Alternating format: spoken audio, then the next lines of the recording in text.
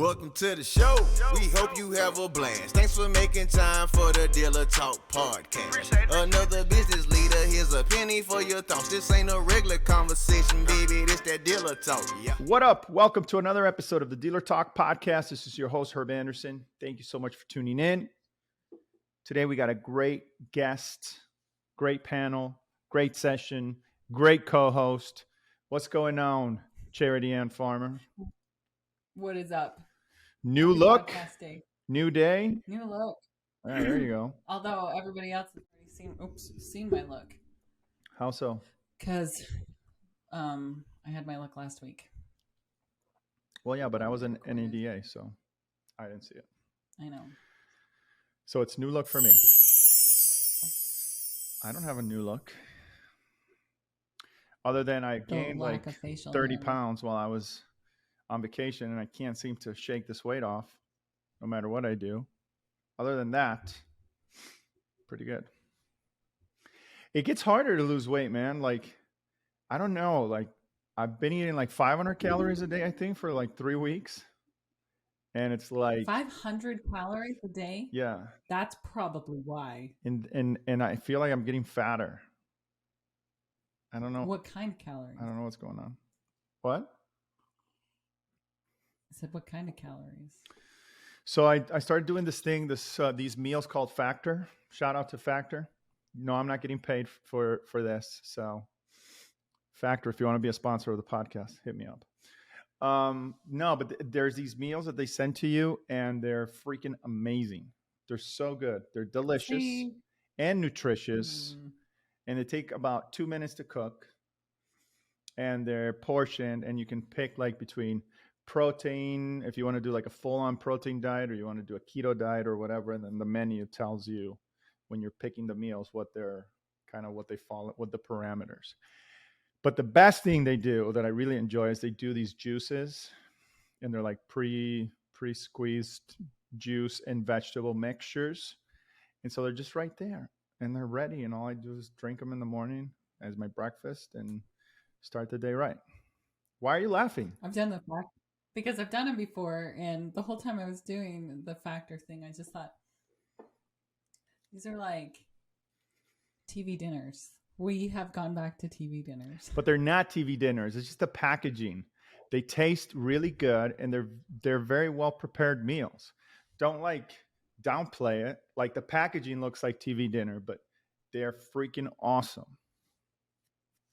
Anyway, I should do them again because I just eat out too much. So, but see, I don't. That's what I'm saying. Like, it's getting harder to lose weight because I don't eat out a whole bunch. And I mean, look at my face. It's like huge. You know? I don't know. Anyway. It's not huge. Oh. What? No, it's true. Not. No, it's not. You look fine. It's funny that I'm the one telling you that you don't look fat. Anyway. But I'm 40 now, so I have an excuse. No, you don't. Yeah, I'm doing all the right things. I'm exercising every day. I'm eating right. So I can't do, I mean, dude, there's only so much you can do, right? Hey, next time I decide to use any of the normal excuses that I might have, and you go, that's just an excuse. Well, yeah, but that's, Then I'm going to tell you. I can say that because I mentor you. So I can say those things. You're the mentee. You have to be like, yes, sir. No, sir. I have to be like...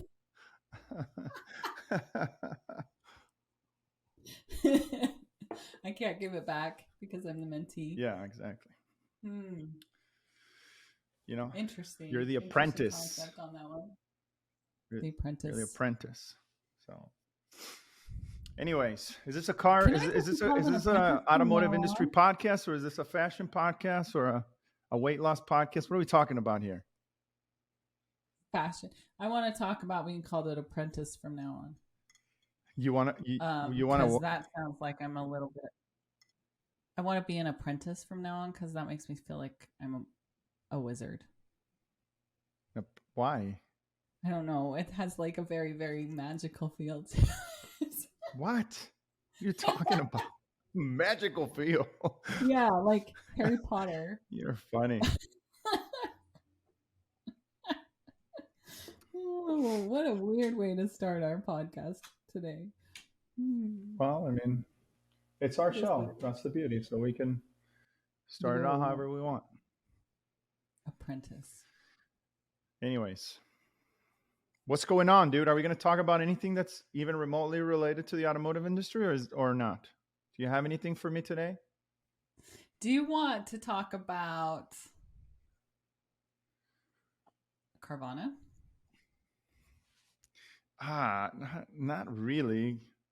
For one, I think my prediction that I let out a couple of weeks ago is not going to come true. So I'm going to have to eat my words. Second, I've come to the conclusion that I don't understand what the hell is going on over there. I don't get it. Mathematically speaking, they should be done. But for some reason, now their stock is growing and growing. I think it went up twice. Like they're in double digits right now. I think like $13 or $12. So, I know there's some weird. How much did they go up? I think it's at $12 right now, or $13, something like that. And it was at $6 just a couple weeks ago. Yeah. It's like the Battle of Thermopylae. They're gonna. Do you know the Battle of Thermopylae? You do. I mean, you've seen 300, right? Yes. Tooth and nail. That's Carvana right now. Yeah, narrow path. I've actually never seen 300. I just know the historical story. So yeah, that makes me the historical story. Okay, good to know. Harry knows the historical history. The historical history. The historical. Yeah. Mm-hmm. Moving on. I think that Carvana is just fighting tooth and nail, man. Like, they're sure not giving up. That's. Well, I don't know. I don't think it's that. I just think it's a product of circumstances. I don't know.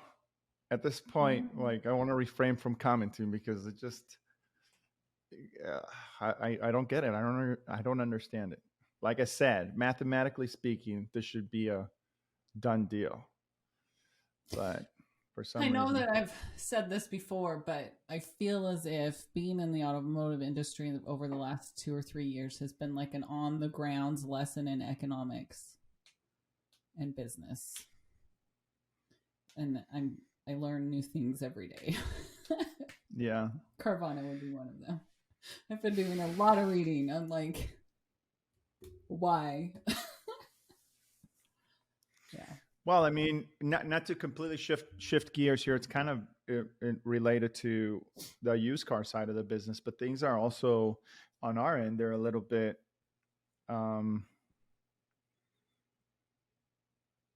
in flux, for lack of a better word.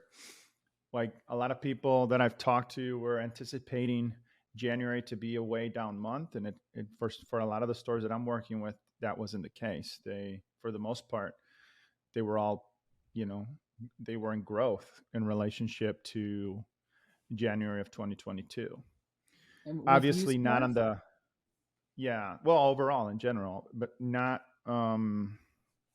obviously not on the gross profit side, but unit wise, a lot of the stores had sold more units, and some of them made more money too. I'm not saying that's not the case, but, it hasn't started out the way that we had anticipated. And then I haven't really seen, I've seen some decreases in digital traffic, but I haven't seen stuff that it's like, whoa, okay, here it is. Like no shoppers. So on LinkedIn the other day, I saw a what if post. Would you rather? So would you rather go back 3 years knowing what you know now, and do the last 3 years? I don't need to know what else is coming. I don't need to know the or. Yes, I would like to go back 3 years knowing what I know now. Or take That'd $10 be million ideal. today. No, I'd go back with what I know now. Why? Because there's so many different ways to make more than $10 million on sports, for one. That's an easy one. Yeah, 3 years that's for ago, sure. we would anticipate you'd be right at Bet on the the World brink of. Cup. Well, that's one. You'd be right at the brink of the shift, right? And people thinking that it was going to be a terrible time for the automotive industry, and it ended up being one of the best couple of years. Yeah, I would go back with what I know now, for sure. See, I'm just not the kind of person that would ever go back. Whenever I get those what ifs, would you go back to your childhood? Well, if you know what you know, But that's I would not different. go back. I would not go back 3 years and do those 3 years over again. No. No, thank you. I will take my $10 million and I will make that work for me. Yeah, but that's not fun. That's not fun. No.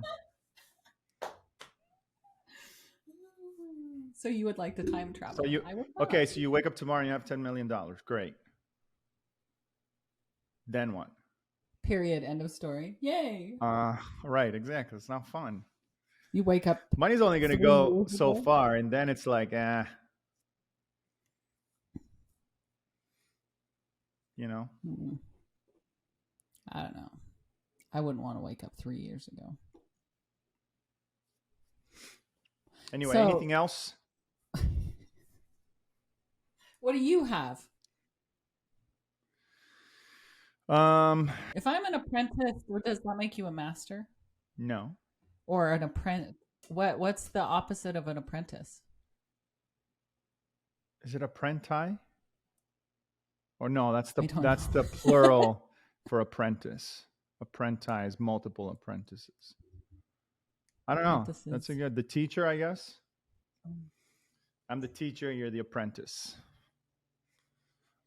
Mhm. So, anyway, that's just been Anyway, circulated in your head what do you there have? for 10 minutes. No, actually, I was thinking, is it my job to be the one that always brings the stuff, or Yes, of course. every week? And I That didn't is- realize that. That is literally what your job is. Like, yes. No, I mean, I don't think that was in the job description. for me, it's been, look, it's obviously the beginning of a new year. I think that there's a lot of different things that are in play here. My major, opening comment here is just like I said, how things are in flux, and it's very hard to predict, right? So if you're not looking at your data consistently right now, you're at a disadvantage. Like, you got to be looking at things. And when I talk about data, I'm not talking about like having conversations with and that sort of deal, but actually looking at the stuff that makes a difference. For example, how many frontline units do you have right now available to sell? How many in relationship to last year? Do you have more? Do you have less? Do you have more new and less used, which is the kind of like the combination that I'm seeing right now? And if so, are you marketing new? Because there's a lot of stores still that are stuck in the used cycle and they're not shifting those dollars to new cars. And I'm seeing a lot of new cars sitting there and starting to accumulate age. So you got to start shifting your strategies. It's not just because you have new cars, people are all of a sudden going to come by. Like, there has to be a marketing play there. There's a lot of customers that are still skeptical. They don't believe that inventory is on the ground, even though they see it on your website, because they've gotten used to, seeing it, trying to make appointments for it or calling. And then, if you're like most dealers that try to get people in the door and then they showed up to test drive a car that you didn't have. So all these things you need to start reassessing and using that information, using the data to set yourself up for success. Another good metric to look at is appointments. How many appointments did you have set in this same time period last year in relationship to you have right now? Are you getting more leads?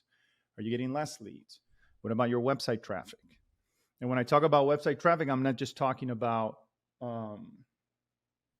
overall, but how much of that traffic is new, how much of that traffic is used, and so on and so forth. So, those are the things. We have a metric internally with the stores that I work with that it's called MBF, or Moneyball Factor, and that helps me anticipate how many sales. Like with that percentage, with that ratio, I can anticipate how many cars a dealership's going to sell within a 10 plus or minus 10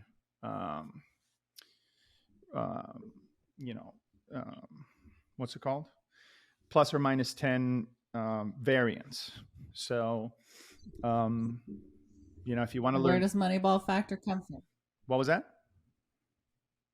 I said, where does Moneyball Factor come from?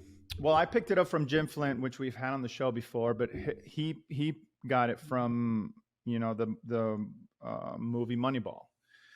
Like the premise there was, you got to get players that get on base. If you get people on base, you're going to score more runs. If you score more runs, you're going to win more games. So it's the same premise here. We're trying to get people to the website. You get more people to the website. That's going to lead to more conversions. Ultimately, that's going to lead to more sales. So if you understand that number, if you understand that math, then you can anticipate, within a fairly certain degree of variance, how many cars you're going to sell in a given month. So what's the math? What was that? I said, what's the math? Well, I'm not going to give my secrets away for free here. Come on now. There's a blog post about it. Yeah, but it's okay. I'm pretty sure go look at the blog post, but come on now. I'll link the blog post. We do charge here. We got to make a living, Charity.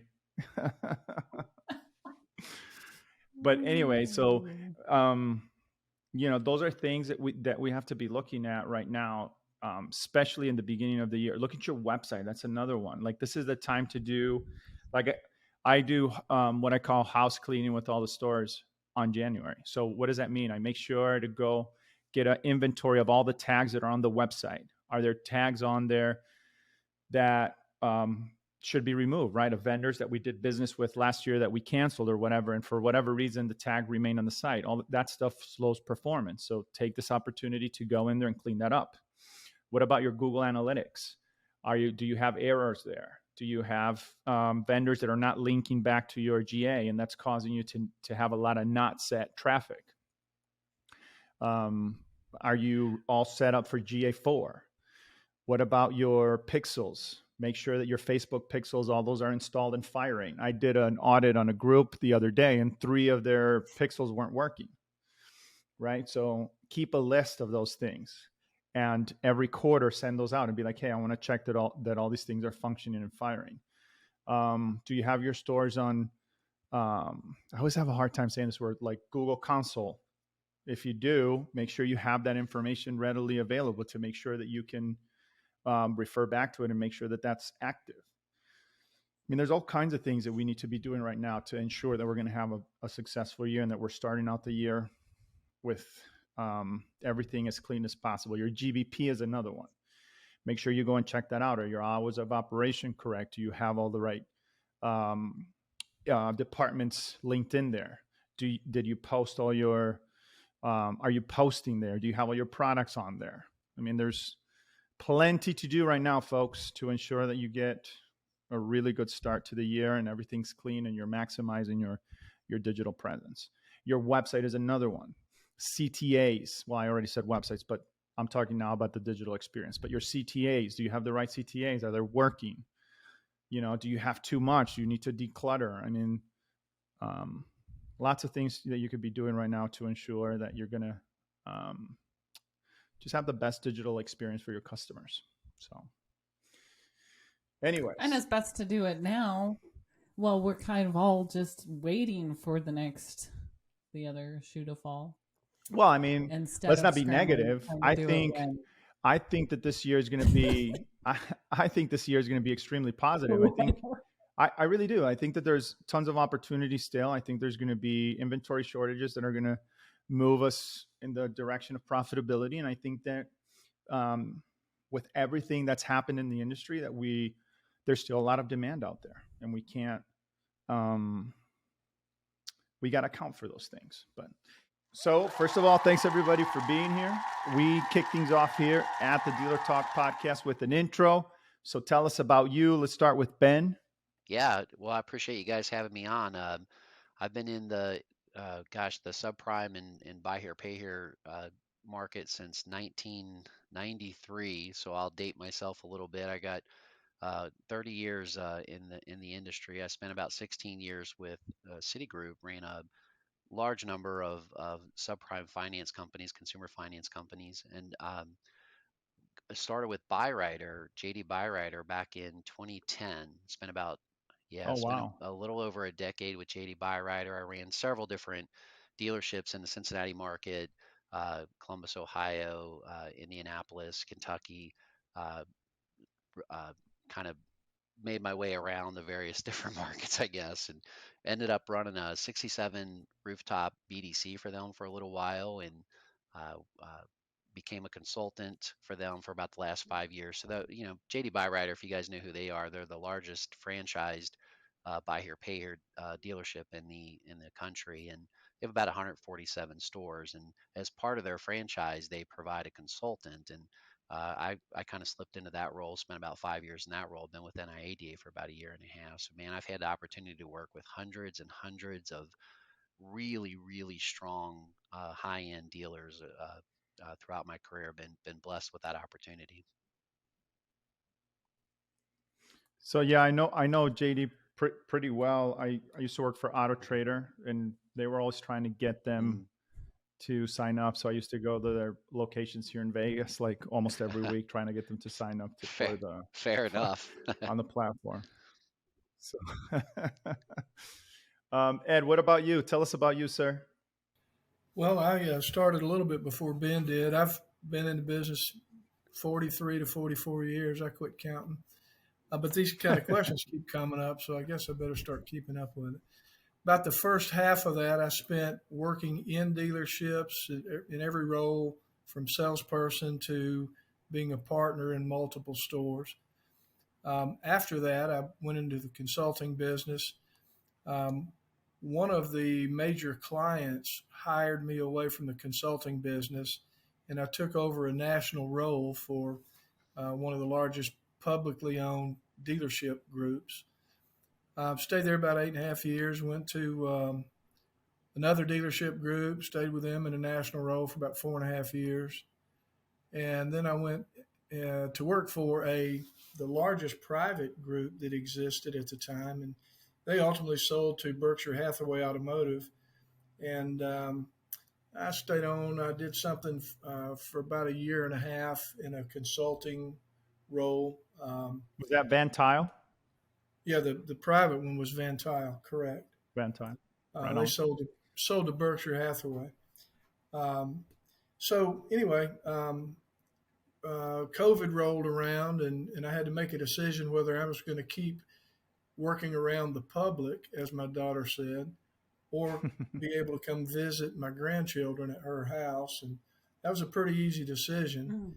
So I left and decided I was going to retire.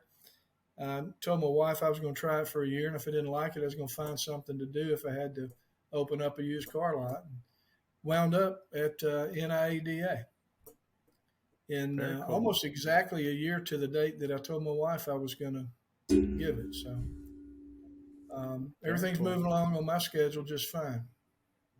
Right on. Bill, how about you, sir?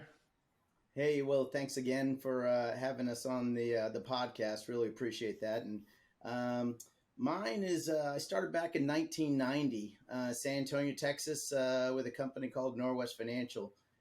Turned into Wells Fargo Financial, and I was there for about almost 18 years with them, and became national accounts manager and did business with buy here, pay here dealers across the country.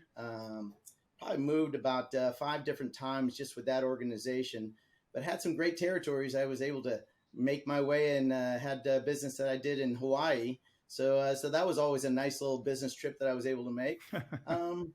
But then I went on to work for America's Car Mart. I was the director of collection practices and review. I had over 200 people that I used to work with directly. These are all the account representatives out there. 91 locations at that time when I first started. And then I became vice president of operations. I had 29 direct dealerships that I really worked with that in Arkansas, Texas, and also Oklahoma. So that was a lot of fun. There was really a lot of great people. Over 200 associates that I was able to at least talk to, and have conversations with. When I was able to meet up with them. But it was definitely a really good opportunity. And then moved on from there to another large buy here, pay here operator in Fort Wayne, Indiana, which is where I'm at now. And I had the opportunity to work with Superior Auto. They've got about 71 locations in about 4 different states here in the Midwest, Michigan, Ohio, Indiana, and Kentucky. And I ran dealerships, and I was also the director of sales. So went on from there. And then as Ben and Ed, we all kind of started about the same time with NIADA about a year and a half ago or so. And it's just been fantastic ever since. I've had done some consulting and training. And then, of course, being a moderator is probably the best part of this job and this opportunity. So definitely something fun. Right on. So, it's funny. I when I was a rep, I always asked for Hawaii as a territory, but I never got it. I always thought it'd be fun to go out there and consult. It was, everybody left at about, it was about 1 or 2 o'clock in the afternoon in Hawaii, and they were all gone from the East Coast. So, of course, I stayed working. That was always, Yeah. He was working on his tan. That's what he was working on. Yeah, exactly. I was working. There you go. Hey, work is work, Ben knows man. me well. Ben knows me well. Let's start with kind of a 50,000 question. Maybe Ben, let's tee this off to you. But what do you see right now is the biggest challenges that we're going to face on the used car side in 2023?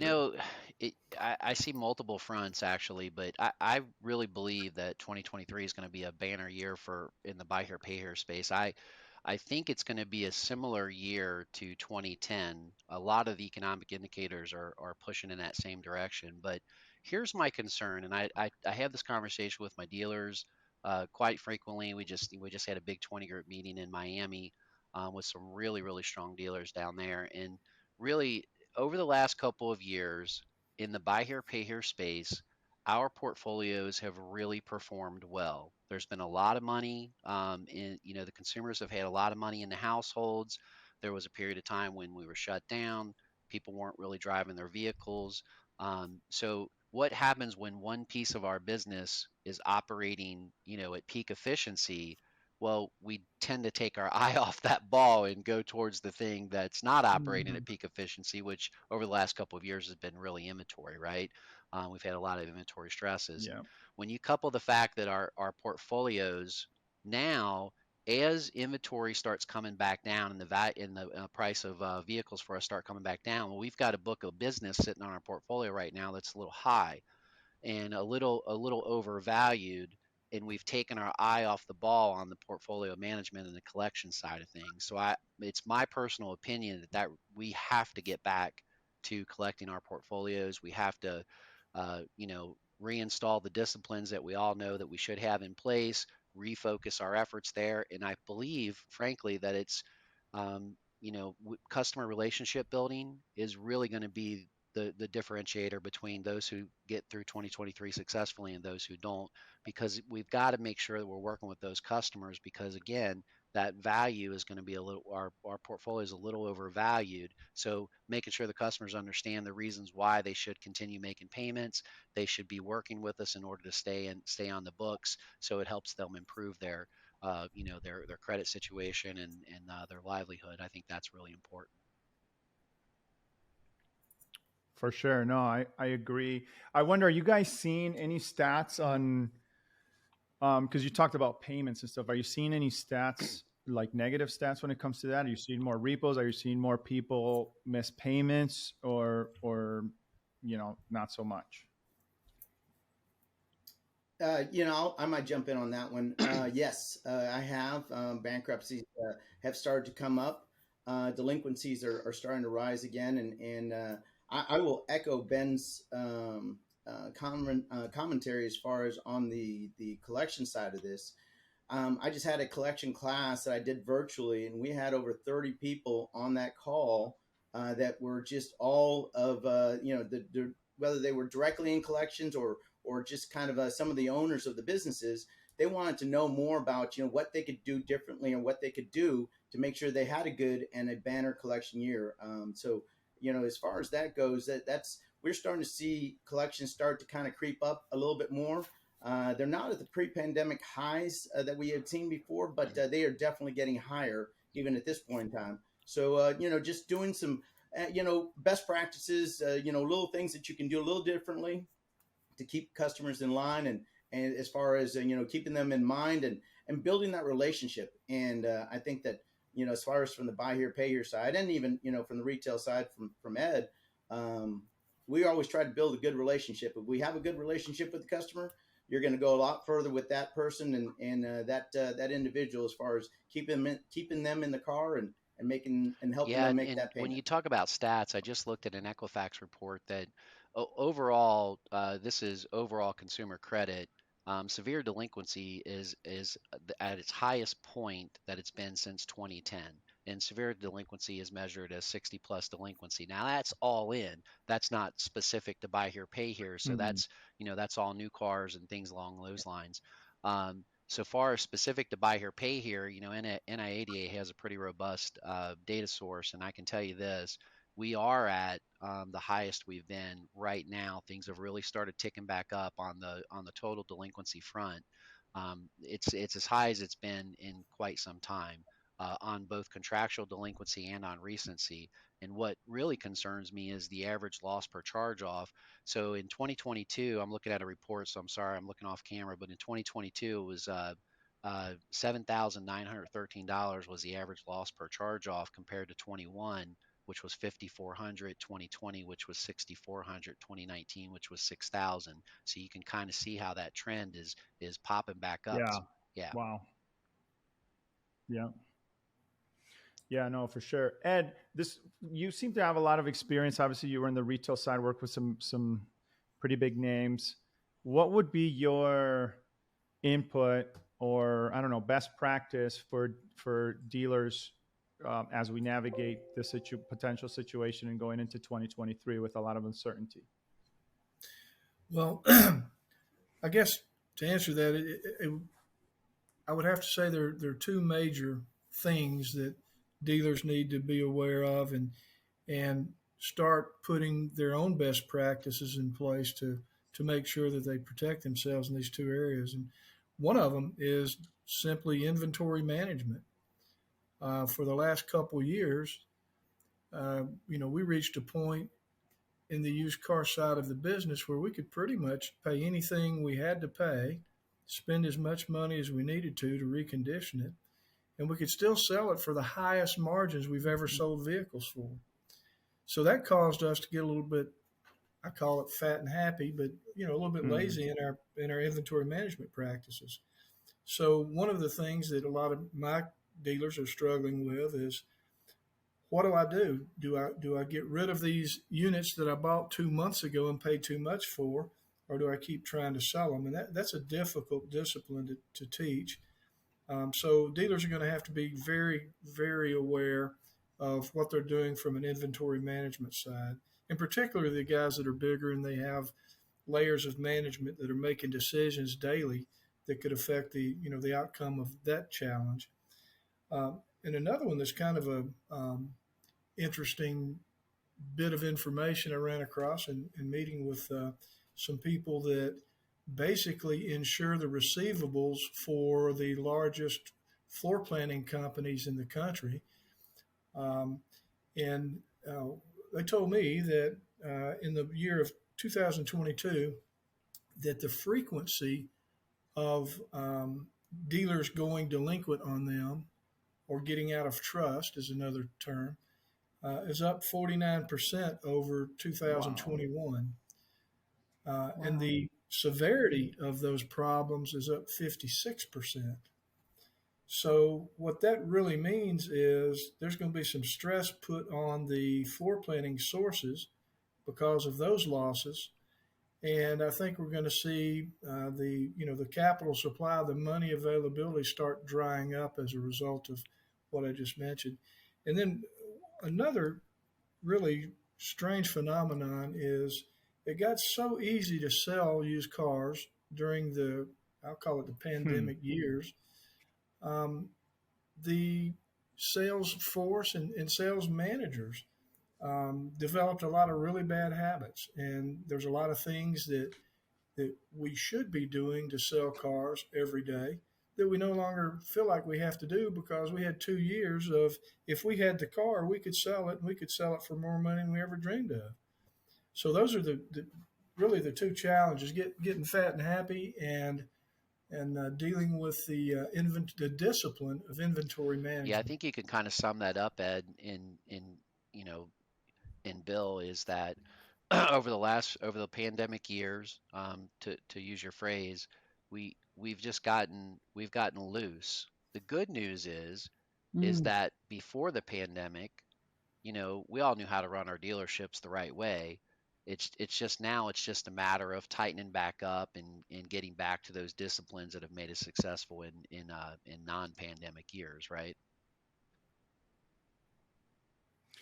Yeah, this is a question for whoever wants to pick it up, but I really feel I've been kind of thinking about this topic, like to allude, to kind of back up what Ed was saying to his points, right? But there's a lot of, and I've said this on the show before, this wasn't 2 weeks, 3 weeks, this was years of that behavior. And the industry in itself, like just from, inventory levels to obviously some of the repercussions of the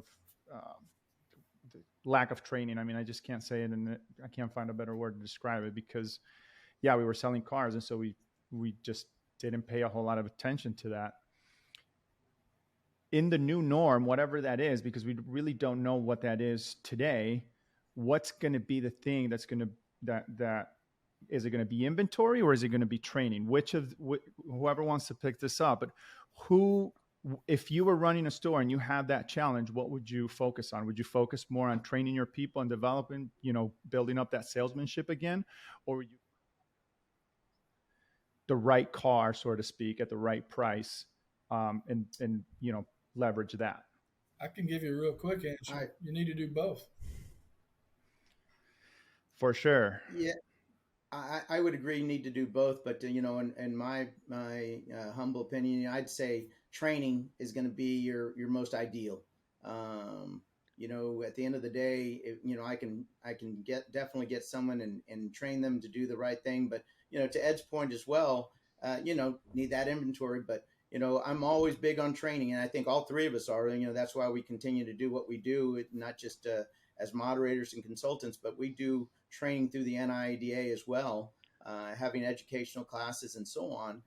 Because in the bigger scheme of things, if you have great training and you have great insight and great information, and you can learn from some of the best as far as best practices go, that's going to be that's going to help you a bigger portion of the way than anything else. So there's this weird piece of advice that I got years and years ago when I was like in my 20s. That was, if you have to choose between making your house payment, make your car payment, because you can live in your car. And I think that, to connect that back, if you have to choose between training your staff to be able to sell what you have on the lot or change what you have on the lot, train your staff to sell it. Like, they're the ones who are going to be there the long term. Your car the units shouldn't be there long term the way that the employees are. So I would say, for sure, training, it's crucial in any scenario. Yeah, Charity, I couldn't agree more with that. I think and maybe Ed and Bill, you guys can speak to this as well. But we all do a lot of consulting. We visit a lot of dealerships, and we're there to help them kind of improve their processes, procedures, maximize profitability. All the things we do. I can't tell you every single visit that I have when I sit down with a dealer and I start going through action plans. Oh yeah, we used to do that. Oh my gosh, you're so right. Gosh, we got to get back to doing that. And I think what we're seeing is that we just kind of stepped away from, we just took our eye off that ball because like Ed said, things have been kind of easy the last couple of years in our Hmm. business. It's been kind of easy to do what we wanted and how we wanted to do it. And you know, for me, I would just sit back, start training your staff again the way you know how to train them. This we're not new to the business. We all know what we should be doing. We all know the basic blocking and tackling, and just sit down and start doing it again and jump into the educational piece. If you can find a good webinar or a good on-site training, it's always going to be beneficial to kind of brush up on those skills. Mm-hmm. Yeah, I Yeah, have a for sure. question. To go back to, and forgive me because I don't know flooring at all. But I'm really interested in the fact that the delinquencies are that high, and we just came through record profit years. How does that? What? How is that? Well, it was actually isolated to the smaller dealers and the people who heard about somebody that they knew doing very well over the last couple of years. So they decided to stop being a plumber and they got in the used car business. Mm. So most of the frequency and the severity is a result of people who really shouldn't have gotten into the used car business, but did because it was Right. so easy. It's kind of hard to believe that could happen, but this is the largest insurer of receivables for floor planning sources that there Mm-hmm. is. So again, it was isolated to the little bitty mom and pops more so than the guys that have been doing business for 10 or 15 years. That should know better. Well, and I think they learned something 12 years ago, Yeah. maybe 13 years ago. And the new guys just didn't have that base of experience and shouldn't have been, a lot of them shouldn't have been in the business. Mm-hmm. But this company doesn't decide who their customers are going to lend money to. They just insure their receivables. How many did you see? A lot of independent, tiny little independent. Like, what was? Do you guys have a number? What was the increase on those over the last couple of years? I don't have a number. Yeah, I really don't have a number for that either. That would be an interesting stat to be able to produce. So see if I can dig into that. Yeah, I would say that in some cases we've actually lost some dealers in the last couple of years because of just how things have kind of gone, and I think that's the biggest thing that we're kind of looking at right now. There's been some big acquisitions and some acquisitions of different buy here pay here operators. There's some large ones. One of the ones that I worked for at one point in time is actually purchased some of their locations, maybe not their book of business, but definitely their locations, and those are kind of going away. But I think that to Ben and Ed, I don't know that number either, but I do know, and I think that we know of some dealers that have gone and have decided that they're going to get out of this business because of a lot of things that have happened in the last couple of years. Yeah, so I kind of following up that question. Do you guys think? Okay, so from my conversations, and this is local here to maybe LA, Vegas, and Salt Lake, but a lot of the independents had some hard times during COVID because of inventory, because they could sell what they had, but they did have hard times getting inventory because inventory was, such a high commodity, right? Does that echo what you guys saw nationally, or is that not the case? Without a doubt. So dealers were forced. Okay. Dealers were Yes. forced to kind of make a decision. You could stay in the lane you've always lived in when it came to the model of vehicle that you sold, but if you did, you really had to decide to reduce your sales volume. So most dealers, what they did is they either went upstream or downstream on their vehicle, because what I mean by that is they decided to start selling a higher priced vehicle, tried to buy a newer vehicle, and ended up just having to pay more. So inventory supplies have been a big deal over the last couple of years. Now I did see recently, I just saw so, a report from Cox Automotive, and what's interesting is that the used day supply is really started to narrow the gap, and it's almost back to where it's been over the last couple of years. Mm-hmm. So we've seen that start narrowing really towards the end of 2022, and I think things are starting to kind of normalize there a little bit, but prices are still higher. Yeah, we definitely haven't hit the floor. I was just looking at the Autos report, their auction, their Mannheim report or whatever, and you could see the graph, and it's nowhere near where it was before this whole thing started. So there's Yeah. still a lot of room for depreciation, right? So that's still something that has to be at the forefront of everybody making decisions, especially buying cars. Yeah, and Herb, it's interesting too, because I've been hearing a lot of dealers who are selling a newer model used vehicle. Because a lot of dealers did go upstream, and they are selling a little bit newer model. And though the newer models have started, prices have started coming down on the newer model side, but most of our mainstream vehicles, 8 to 12 years old, that 120,000 mile range, and those haven't really started changing yet. There's a little softening, but not a ton, is what my dealers have been Yeah. telling me. No, for sure. The other thing that I want to, and whoever wants to pick this up on the finance side of things. So, what do you guys think about do you think that that's going to put pressure on the independent dealer consumer in 2023, or not so much, because those consumers are typically are in not the best financial position, and they're if you're paying 20% or you're paying 15%, you're pretty much in that bracket anyway. What are your thoughts there? Let me Go ahead, Ed. address it from the retail side. From the retail side, it absolutely is and will. In fact, our retail SAR is down about 10% year over year from 21 to 22. That's also one of the reasons that the day supply, it looks like it's leveling out, because part of the calculation for day supply is the vehicles sold. So bottom line is, it is having effect on the retail side. I'll let these guys address the buy here, pay here.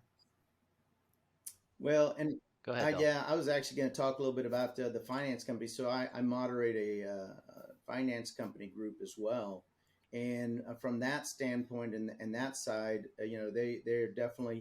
they're seeing that some of the larger finance companies are definitely hurting a little bit, and they're asking for more, whether it's a discount or it's more, money that they have to get down, or whatever the case may be. Just additional opportunities to make the deal better for the finance company.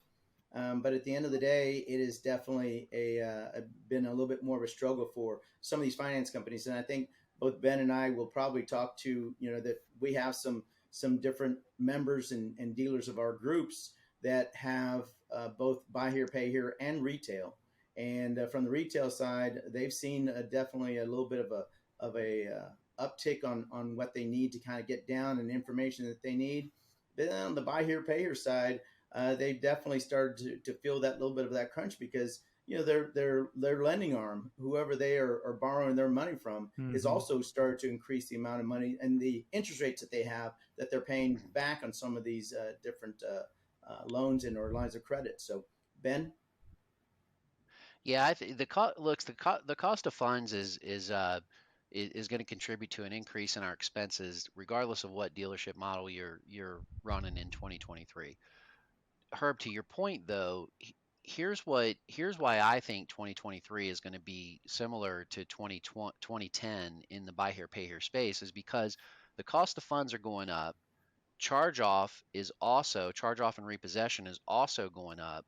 And that's not just happening in our niche. That's happening in the subprime market, which is for us is a good thing from an opportunity perspective. For the consumer, not so good. But what happens is the as margins, as cost of funds go up, charge off goes up, margins start to squeeze, then your subprime companies are getting out of the space, which means that those better performing customers now become our portfolio because we're bringing them into our space, because they still got to get transportation. They still need someone to be able to help them out with that, and that's why we're here. We're here to help them with that. So as the margins squeeze, we're going to see more opportunities.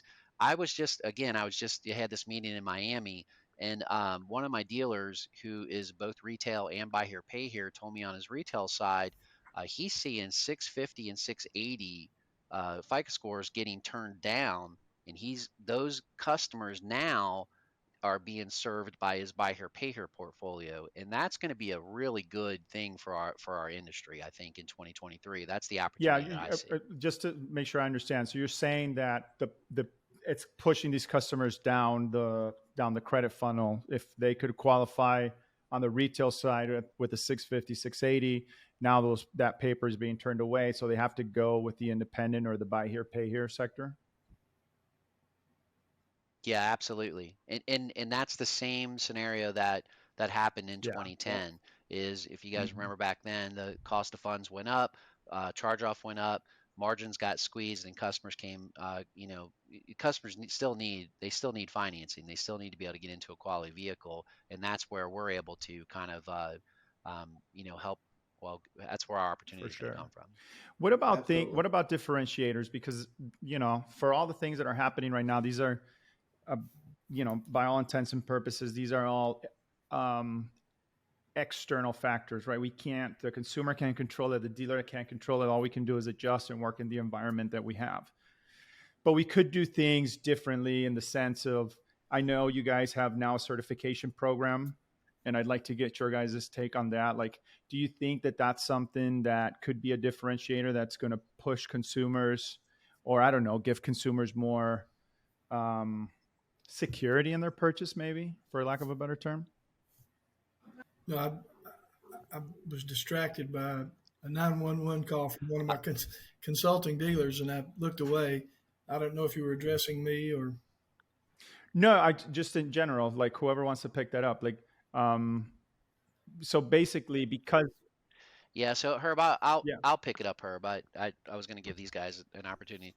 I don't want to monopolize No, go ahead, Ben. But yes, I absolutely think that it'll be a differentiator. So we have a CPO, which I think that's a whole line of I think that's going to be a differentiator on that side of things. I also think when we have dealers that are a certified master dealer, I think that's what you're talking about when you're talking about the certifications. You're talking about our certified master dealer program. That's a big push. And I think the thing about, branding those type of programs is that it's got to mean something to the consumer. So if I'm a consumer and I know that a national, company, a national association has certified that dealer that's in my market as a dealer that operates above boards, as someone who's compliant and is doing things the right way, someone who puts a better quality vehicle on the road. That's part of the CPO process. You're putting a better quality vehicle on the road. That's a certified thing. As a consumer, that makes me feel better about going to that dealer all the way around. The trick is getting that branding out and making it mean something to the consumer. And I like where NIADA is going with that. And that's absolutely a big push for us in 2023 and beyond. And yes, to your point, I think it's a differentiator. It would be for me. It's just like a review.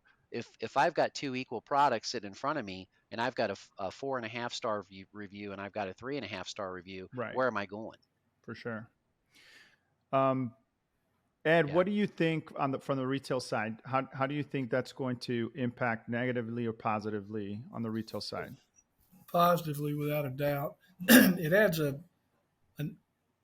new market segment that the retail dealers can reach out to.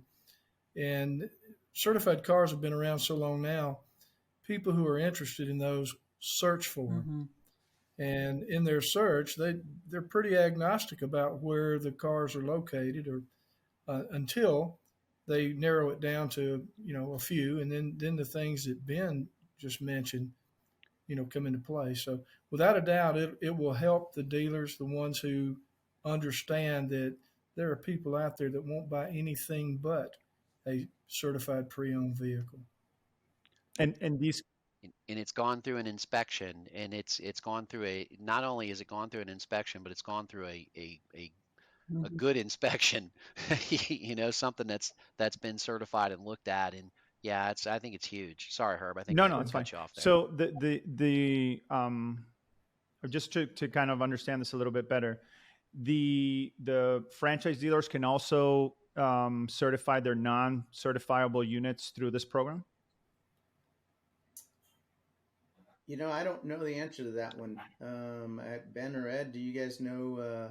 I believe it's more just for independent dealers, but I don't know if they've excluded new car franchises to that. Herb, so, if I understood your question correctly, it was, could a franchise dealer who attempted to certify a vehicle through their OEM program and it failed, could they certify it through NIADA's program or some other program? Yes.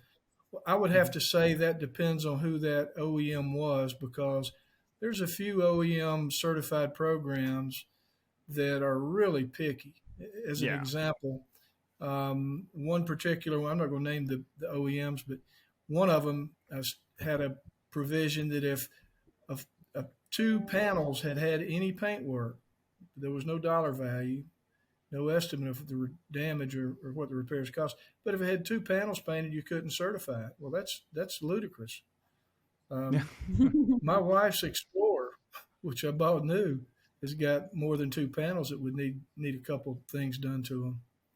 Sure. So in that case, assuming that vehicle met all of the other requirements of an NIADA program or a different program, that could happen. And it really depends on which manufacturer you're referring to.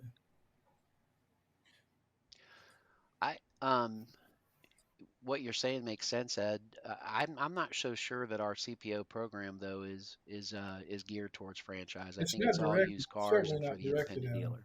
Right. Yeah. Right. Yeah. So it'd be, but it's still, I mean, I think it levels out the playing field, right? And it allows for better competition, which that's always a good thing, right? So. Sure.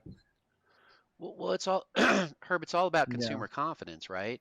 I mean, think about the consumer psyche. You're in a situation where you need a vehicle, and that's where most of our customers are, right? In buy here, pay here space, they need a vehicle, and you don't have the credit and or stability in order to get financing for a vehicle, and now, oh my gosh, you're at everybody's mercy now, right? So you've got all these dealers out here who, for the most part, are great community servants and really operate above board, but you've got some who aren't. And how do you differentiate between the ones who aren't and the ones who are? And as a consumer who doesn't know anything about cars, and you're in a situation where you're forced to handle your purchase through one of these buy here, pay here dealers, man, I think it means a lot in order to have some national association that's certifying that dealer, both either as a master dealer or through the CPO on the vehicle. I definitely itself. agree with Yeah, that. no, I agree.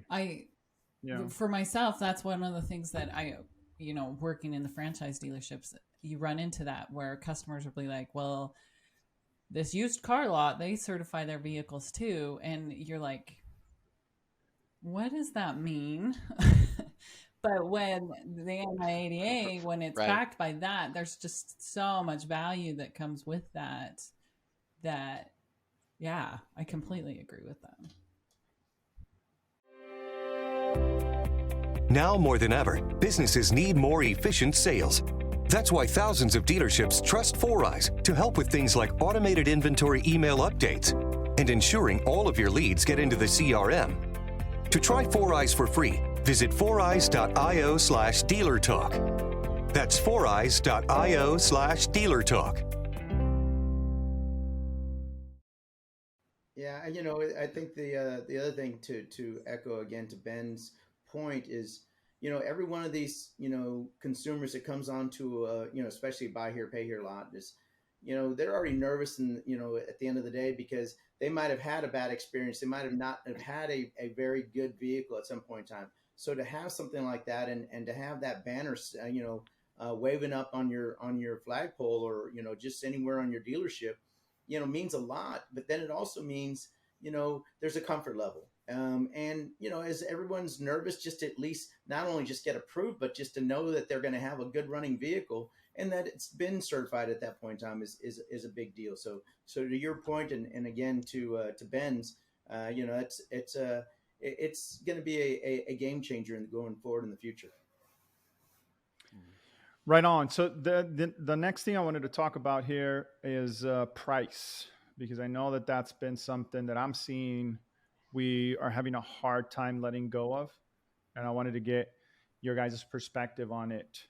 What do you think is going on with that, or what are you seeing on your end when it comes to pricing and trying to keep those inflated prices, despite the fact that the market's telling us that the time has arrived to kind of normalize that? Well, one of the things that I think that you're going to find out is that, they've already purchased these cars before the market starts to normalize, right? So a lot of the vehicles that they're looking to try and sell at this point in time are vehicles that they purchased in the last 30, 60, or 90 days. And they're trying to at least, sell to a consumer at that point. So those things are a big factor that play into that as well. I think going forward, as the prices kind of come down, you're going to start to see those same, because most people's model is not to try and do anything other than just to make a little bit of profit on some of these vehicles at that point in time. So they weren't really trying to hurt anybody. They were just, hey, it's just like anything else. We don't have a lot of them. So, we're going to have to sell what we can to be able to make at least a profit on the ones that we do have. And I think this kind of goes to, I can't remember if it was Ben or Ed talking about, that, we've been fat and happy for a period of time and surely, but at the same time, we're not doing the volume that we were, way back when. So I'll let these other guys kind of chime in a little bit on that as well. Yeah, the buy here, pay here dealer has to price based on risk. And that's just the nature of our business.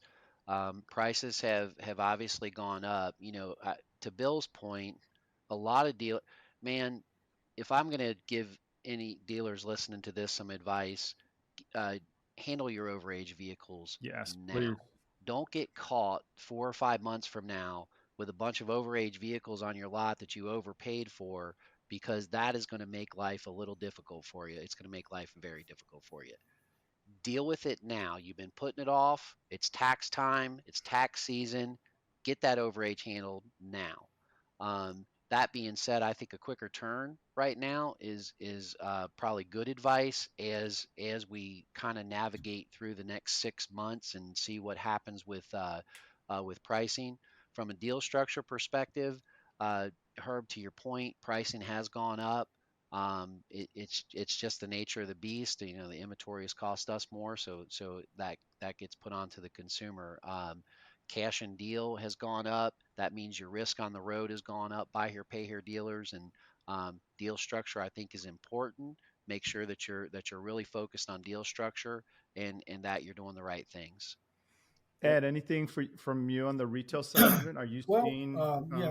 Pricing is extremely critical over on the retail side, and Herb, the rising tide floats all boats. So for a couple years, pricing in the wholesale world just kept rising, and dealers had no choice but to pay that or buy something that was potentially substandard and take it back and make it a good quality vehicle. So they spend a lot of money on it. But as prices continue to rise on the auction blocks, so did they in the online world for all of the third-party providers out there. And as prices have started coming down and dealers are saying, what am I going to do with this old inventory, to Ben's point, they are now able to buy vehicles at a much lower price. And their problem is they're going to wind up retailing vehicles for less than they paid for them, again, to Ben's point. So an example being, I just talked to a dealer the day before yesterday, very good dealer, very successful dealer, and a large dealer. He is now paying about 90% of the average inventory pricing. I don't want to name too many products, but where he was paying 100% of inventory pricing 2 months ago. So when he was paying 100% and selling it for more, he's now going to wind up selling that inventory that he's bought for over 100%. And yet, if he can continue to buy at the 90% level, he can certainly make, in theory, he'd make a 10% margin on it. So prices went up, so did retail prices. Wholesale prices went up, so did retail prices. Wholesale prices are going down. They're going down faster than people are accustomed to. And so are the retail prices, which is the dilemma that Ben was talking about, aged inventory. Yeah, man, I don't know. I just feel like we're still kind of stuck in these. I still have dealers that bought cars and instead of dropping their price, they're still raising the price. And it's like, dude, what are you doing, man? Like, I don't get it. Like, I understand you're trying to make money, but yeah, well, I bought this car high and now I have this cost, and every 30 days I have to pay a premium and stuff. And I'm like, yeah, dude, but the market is changing. You can't continue to raise the price on the car. You're just digging yourself a deeper hole, like. Well, I think what you're, Yeah. I'm sorry, go ahead. You got to get, I'm sorry, Nope, Bill. go ahead, Ben. Go ahead. Well, to that dealer, Herb, you're holding on to your cars too long. That's why that's why it feels like you're overpricing and you're holding on to your vehicle. Get your vehicle through recon, get it on your front lot, and get it sold. And if you have to take a little lower gross on the front end in order to sell the vehicle, that's fine. In the buy here, pay here space, we don't collect our gross up front anyway. We collect it over time as customers make payments, right? So yeah, so listen, do what you got to do. Don't hang on to that vehicle. Get it sold. And if you got to take a little bit of a cut on the front end, so be it. It'll be okay as long as you're not, 6 months from now, you can't be dealing with today's inventory, because if you are, you're going to be really overpriced. Get them through your shop, get them onto the front line, and get them into the consumer's hands. And I think to your point, or to your question or your concern, Herb, I would say that that's the biggest thing. Right now, get them, sell them, get them out of there, wholesale them if you need to. But at the end of the day, it's not something that you want to hold on to, because every time, and Ed actually just did a presentation that he had for the Florida Independent Auto Dealer Association. And in that, he talked about, hey, if you hold that car for more than 15 to 30 days, here's where your profits are going to be, selling the car for the same amount of money. So if you're having to continue to raise that price, and now prices are starting to go down, you're going to keep holding on to that, and all you're going to do is you're going to lose money rather than make money. Right. So to that point, that's a big thing. But who else is going to be knocking them down is these finance companies aren't going to be buying that kind of stuff. They're right now looking at some of those things and saying, nope, that price is too high. So I think from in the bigger spectrum here, that's going to determine and play a big role of the prices of some of these vehicles, because if the finance company isn't buying them at this amount of money, then they're not going to really be able to sell them in most cases, because they're not going to be financing them themselves. And if they did, the buy here, pay here dealers already know up front, it's not my front, it's going to be my back that I'm going to be collecting on that. So I'm going to make more money, on the back side of this deal, not the front side. For sure. All right, guys. Hey, thank you so much for doing this. Really appreciate it. There is one question that we ask everybody that comes on the show, but before we get there, I want to get your guys' thoughts individually on the Carvana situation. Any predictions? What do you guys think is going to happen? What do you think is happening? Because there's just a lot of weird stuff going on over there. Any thoughts? I'll go ahead and jump on that one first. You know, the fact that they let go of a large number of receivables really kind of opened up their bank account a little bit more. That's So funny, that Bill. It was like that? $4 billion, right? I know. It's huge. It was huge. So, you know, Well, that's large. Yeah, I'd say. So, you know, that was a big deal. And, you know, from those, you know, so I used to buy portfolios, never that large, not even close. But, you know, that was, you know, one of the things that when you opened up and you freed up a lot of that cash, it gave you a little bit more flexibility and ability. But I guarantee they had some expenses they had to be paying down and paying off. You know, what do I see going into the future? You know, with their purchase of ADESA and having that capability of having a wholesale market for themselves to be able to, you know, run cars through and have their own inventory, that's going to be a big positive for them kind of going forward. So, you know, I think there's going to be some new things that we might be seeing coming from them, and I don't think they're going away completely yet, but they sure are kind of slowing down in a lot of different areas, especially with the titling issues and some of the other issues that they're having in some of the states. Well, Herb, I'll take my shot at it. They've been defying gravity for years, and stock pricing and valuation is just incredible. They finally had to pay the piper. They freed up $4 billion worth of dry powder, and my prediction is at some point they'll run out of that dry powder because they still have the inventory that they had, and they're facing some headwinds on retail sales. And I don't understand the stock pricing. They're up from in the high threes a week ago at $14 a share. But all that's going to do is perpetuate, and I think it's going to be a long, slow death. They may come all the way back, but I don't predict it myself. Yeah, they're in the short squeeze phase right now. Yeah, I'm gonna echo Ed there. I think that's exactly well said, Ed. That's my opinion on it as well. I think they're in the beginning of a death spiral. That's probably putting it a little too harshly, but I think they're going to have to make some changes in their model. That's what I think is going to have to happen. And you know, I know our customers, and and this is kind of like the new. I talk to my dealers about this all the time. You know, our customers really we need to be there for them. I always talk to people like this. We're kind of their spotter, right?